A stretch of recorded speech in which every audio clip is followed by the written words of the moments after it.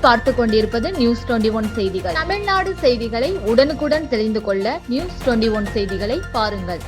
தமிழ்நாடு அரசின் முதலமைச்சரின் விரிவான காப்பீடு திட்டத்தின் கீழ் மீரான் மருத்துவமனை சார்பாக செங்கோட்டையில் ஏஜி துவக்கப்பள்ளியில் வைத்து இலவச பொதுநல அறுவை சிகிச்சை முகாம் நடைபெற்றது.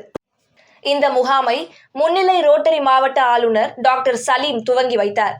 அது மட்டுமல்லாமல் அதில் கலந்து கொண்டு விரிவாக எடுத்துரைத்தார்.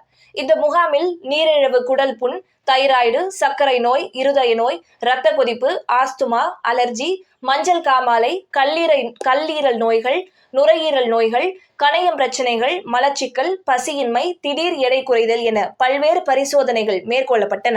முகாமில் டாக்டர் முகமது மீரான், பொதுநல மருத்துவர் மீரான், மருத்துவமனை டாக்டர் அப்துல் அஜீஸ் மற்றும் அறுவை சிகிச்சை நிபுணர் கிருஷ்ணகுமார், செங்கோட்டை ரோட்டரி கிளப் முன்னாள் தலைவர் வக்கீல் அபு அண்ணாவி ஆகியோர் கலந்து கொண்டனர். 100க்கும் மேற்பட்ட பயனாளிகள் பயன்பெற்றனர் என்பது குறிப்பிடத்தக்கது.